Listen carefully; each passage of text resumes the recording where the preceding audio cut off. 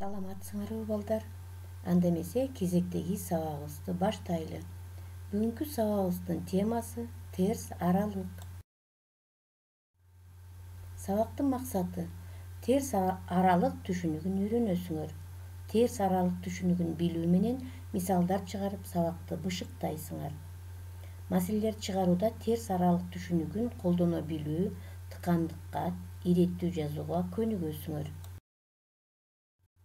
Анда эмесе балдар, сабагыбызды баштайлык.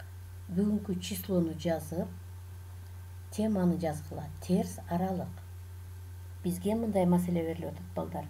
Айжан 56 км/саат ылдамдык менен үйүнөн чыкты. 2 сааттан кийин анын артынан 88 км/саат ылдамдык менен Азат жөнөдү. Азат жолдо А.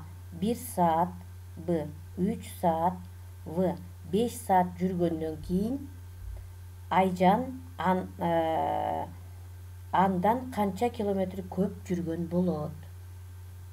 Маселени чыгарууну баштайлык балдар. Анда Азат жолдо болгон убакытты Азат канча убакыт жүргөндүгүн Т деп белгилесек, анда ал Т убакытта 88 километр жол жүргөн болот. Айжан 2 саатта саатына 56 километр жүрсө, 2 саатта 112 километр жүргөн болот. Анда Айжандын канча километр жол баскандыгын билиш үчүн 112 кошуу 56 көбөйтүү Т километр деп белгилеп алабыз. Айжан менен Азат өткөн аралыктардын арасындагы айырмачылыкты Д деп белгилейли. Анда Д барабар 112 кошуу 56 T'дан 88 T'ны кемитебиз.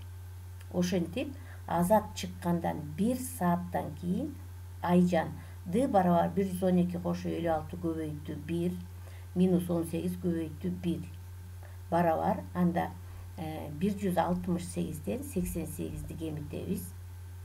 80 километрге көп жүргөн болот. 3 сааттан кийин Айжан дагы жанакы T'нын ордуна 3-4 коюп туруп, эсептеп чыгарсак 280ден 268ди кемитебиз. Демек 16 километрге көп жүргөн болот. 5 сааттан кийин Айжан T'нын ордуна 5ти коебуз, эсептеп чыгарсак минус 48 километрге көп жүргөн болот. Балдар, карагыла. Биз эсептөөлөрдү чыгарганда, маселелерди чыгарганда терс сан чыкпаш керек. Биздин учурда эсебибиз терс сан менен чыгып калды. Эми демек муну биз мындай деп айтсак болот экен. Азат 5 сааттан кийин Айжанга караганда көп аралыкты өтүп, бул убакытта Азат Айжанды кууп өткөн болуп эсептелинет экен балдар. Демек Айжандан ашып 48 километрге ашып кетет экен Азат балдар. Эмесе балдар, 209 эсепти иштейли. 209 эсепте мындай дейт. Биринчи чоргодон мүнөтүнө 20 литр ылдамдык менен биринчи бассейн, экинчи чоргодон мүнөтүнө 40 литр ылдамдык менен экинчи бассейн толтурулат. Башында биринчи бассейнде 200 литр суу бар болчу. Ал эми экинчиси кургак болгон. Биринчи бассейнде 5 мүнөт, 10 мүнөт, 15 мүнөттөн кийин экинчиге караганда суу канча литрге көп болот деген суроо берилип атат балдар. Эми карагыла. Биринчи бассейнге биринчи чоргодон мүнөтүнө 25 литр суу акса, андан мурун ал бассейнде 200 литр суу бар болсо, демек биринчи бассейнде 200 кошуу 25 Т деп белгилеп алабыз. Т бул убакыт. Ал эми экинчи бассейнде мүнөтүнө 40 литр суу акса, мурун бассейн кургак болсо, анда 40 Т деп эле белгилейбиз.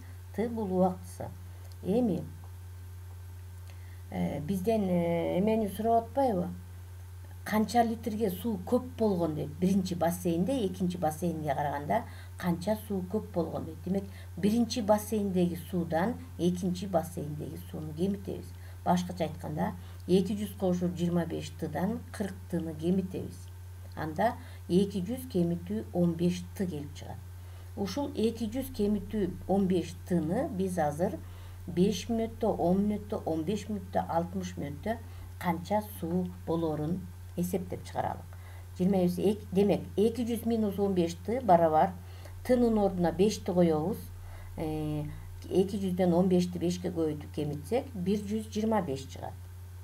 Эми 10 мүнөттү коелук. 10 мүнөттү коюп 200дөн 15 көбөйтүп 10ду кемитсек 50 калат экен. Демек 50 литр калып атат. 15 мүнөттө канча биринчи бассейнде канча суу калгандыгын билиш үчүн дагы тынын ордуна 15ти коюп 15ти 15ке көбөйтүп 200дөн кемитсек минус 25 литр суу болгон болот. 60 мүнөттө болсо 15ти 60ка көбөйтүп 200дөн кемитсек минус 700 болуп калат. Эми карагыла, бул жерде терс сандар чыгып калды, балдар. Ушул терс сандарды биз кандай деп түшүндүрсөк болот? Демек 15 мүнөттө биринчи бассейндеги суу экөө бирдей болуп, анан экинчи бассейндеги суу 25 литрге ашып кеткен биринчи бассейнге караганда. Ал эми 60 мүнөттө биринчи бассейнге караганда экинчи бассейнде 700 литр суу көп болуп калган. Мына ушундай түшүнөт экенбиз, балдар. Эми 8-8-чи дагы эле ушул теманын уландысы терс аралык мындай маселе берилсин. 60 Караколго келе жатат.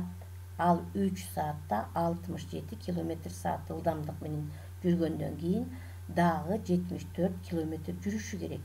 60 жүрүштүн башталышында балыкчыдан канча аралыкта болгон? Балыкчыдан Караколго чейин 220 км.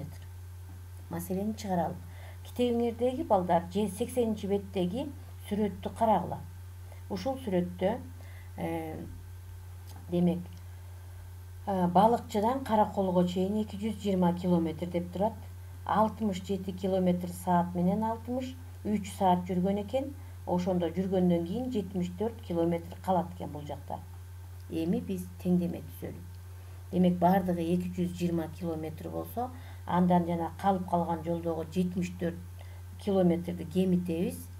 Андан 67 км/саат менен 3 саат жүрдү да, 67-ни 3кө көбөйтөбүз. Анан 220дан кемитсек минус 55 км жүрөт экен. Муну биз, балдар, кандай түшүнсөк болот? Демек биринчи көз карашта кызык жооп терс сан келип чыгып калды. Мүмкүн биз эсептөөдө жаңылгандырбыз же маселе туура эмес талкууладыкпы? Бирок бардыгы эле туура көрүнүп атат. Балким 60 бизге туура эмес маалымат бергендир. Андан биз тактап сураганыбызда баштапкы убакытка карата ага балыкчыга жетүү үчүн дагы жол жүрүү керектигин келип чыкты. Ошентип чыгаруу процессинде алынган терс сан балыкчыга жетип, андан кийин Караколго жөнөш үчүн 60 дагы 55 км жүрүш керек экендигин көрсөтөт. Балдар, ушуну менен сабагыбыз аяктады. Үйгө тапшырма алалык. Үйгө тапшырма. Параграф 8.7, 8.8-ди жакшылап кунт коюп окугула, видеону жакшылап көргүлө. Анан кийин үйдөн 210, 212-чи эсепти чыгарып келесиңер. Көңүл бурганыңыздарга чоң рахмат. Саламатта калыңыздар.